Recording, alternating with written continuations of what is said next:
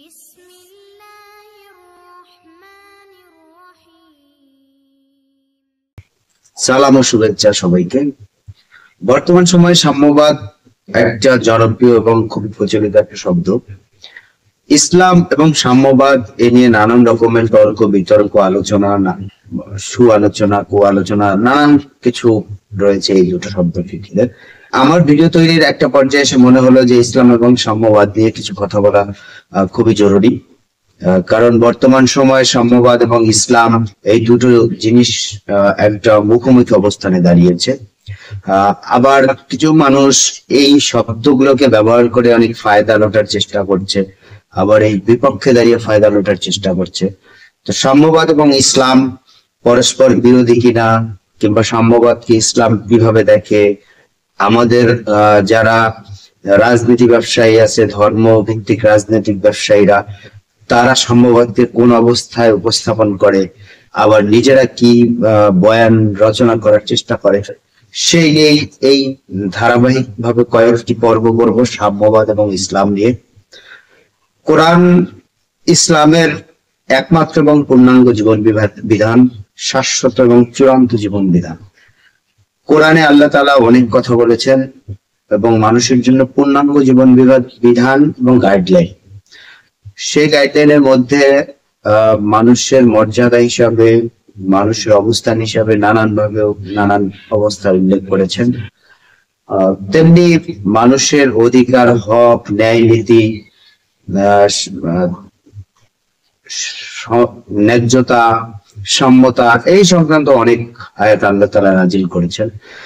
তো আমরা সেই দিকে ধারাবাহিক ভাবে যাওয়ার আগে ইসলাম যে সাম্যবাদের কথা বলে বা ইসলাম সাম্যবাদ বিরোধী, সেই চূড়ান্ত সিদ্ধান্ত যাওয়ার আগে আমরা ইসলামের একটা ধারাবাহিকতা অনুসরণ করব। যেমন আমরা যদি প্রথমে যাই যে বান্দা হিসাবে মানুষকে আল্লাহ তাআলা কোন ভাবে উপস্থাপন করেছেন, বা বান্দা হিসাবে মানুষের আল্লাহর কাছে গ্রহণযোগ্যতা কোন কোন স্টেপের, কোন কোন মাপের। যেমন সূরা বাকারার 21 নম্বর আয়াতে আল্লাহ বলেন, হে মানুষ, তোমরা তোমাদের প্রভুর দাসত্ব করো, যিনি তোমাদের এবং তোমাদের পূর্ববর্তীদের সৃষ্টি করেছেন, যেন তোমরা স্রষ্টা সচেতন জীবনযাপন করতে পারো। মানুষ বলে সম্বোধন করেছেন সমস্ত মানুষ জাতিকে। এখানে মানে আল্লাহ তাআলার কাছে সমস্ত বান্দা, সমস্ত মানুষ সৃষ্টি হিসাবে, সৃষ্টিগত হিসাবে তার সমস্ত বান্দা সমান, সাম্য। এবং তোমরা প্রভুর দাসত্ব করো, অর্থাৎ আল্লাহর দাসত্ব করো।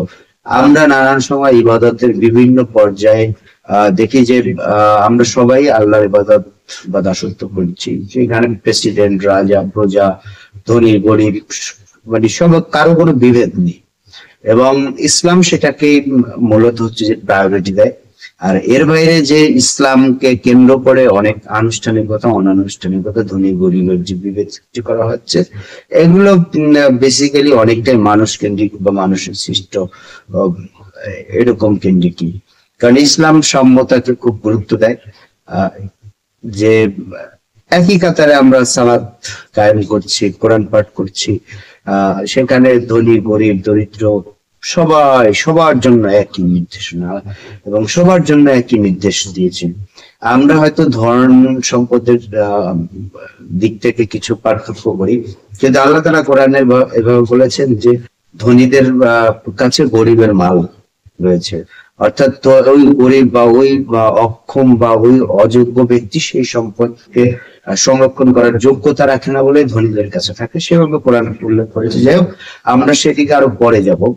তো আল্লাহ বান্দাকে মানে তার যে দাসত্ব করার কথা বলা হয়েছে, এবং বলা হয়েছে যে পূর্ববর্তী সৃষ্টি সম্পর্কে যাতে আমরা সচেতন থাকি, যে আমাদের পূর্বপুরুষদের যেভাবে সৃষ্টি করা হয়েছে সেই ব্যাপারে। তো আল্লাহ মানুষকে যে তার সব বান্দা হিসাবে সামগ্রিকভাবে তার সবাইকে একই ভাবে, আল্লাহ বেশিরভাগ জায়গায় কোরআনে হে মানুষ সকল, হে ইমানদারগণ, হে লোক সকল, এইভাবে হচ্ছে যে করেছে। আল্লাহ কোনো ক্লাসিফিকেশন করেননি যে এই অমুকের, মানে স্তর ভিত্তিক এই ব্যাপারগুলো নেই।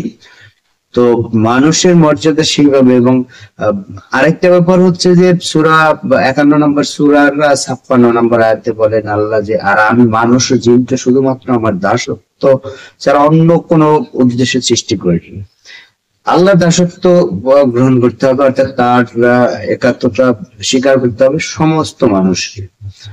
এটা হচ্ছে যে আল্লাহকে বা আল্লাহর প্রতি যে বিশ্বাসের প্রথম স্তর, এবং তার দাসত্বকে স্বীকার করতে হবে।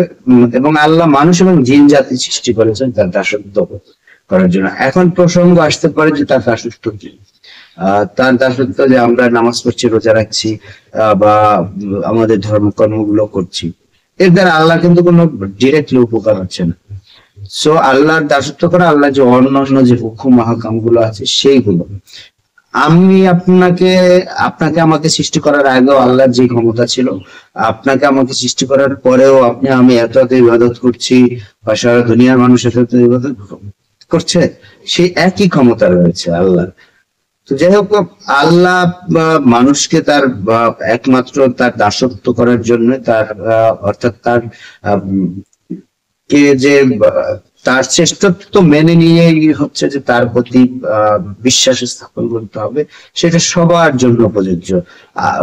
সমস্ত ইসলামের বা মুসলিম ধর্ম, মুসলিম এবং সমস্ত মানুষদের জন্য। এখানে আল্লাহ দুইটা আয়াতেই যে একেবারে মানুষ সকলকে উল্লেখ করেছেন। তো মানুষ হিসেবে আল্লাহর কাছে সবাই তার বান্দা, তার দাস। সেইভাবে আল্লাহ হচ্ছে যে মানুষকে সমস্ত জায়গায় প্রেজেন্ট করেছে। এবং আল্লাহ অনেক জায়গায় বলেছে গোলাম হও, অর্থাৎ বান্দা হও আর জান্নাতে যাও, অর্থাৎ আল্লাহর বান্দা হতে হবে, আল্লাহর গোলাম হতে হবে। তো সেইভাবেই মানুষকে যে আল্লাহ বান্দা হিসেবে, সমস্ত মানুষকে বান্দা হিসেবে একই প্ল্যাটফর্মে দাঁড় করিয়েছেন। কোরআনে যে বিভিন্ন ভাবে তার বিস্তারিত স্তর আছে। এবং পরের আরেকটা বিষয় আমরা দেখি যে আল্লাহ খলিফা হিসাবে হচ্ছে যে সাম্যতা নিয়ে এসেছেন মানুষের মধ্যে। যে আল্লাহ তাআলা যে সাম্যতার যে ভারসাম্য রেখেছেন, সেই সম্পর্কে আমরা এরপরে আরো ধারাবাহিকভাবে কিছু আলোচনা করব এবং একটু গভীরে যাওয়ার চেষ্টা করব। তো প্রথম পর্বটা আমি এভাবেই শেষ করছি। ধন্যবাদ সবাইকে, ভালো থাকবেন। আসসালামু আলাইকুম।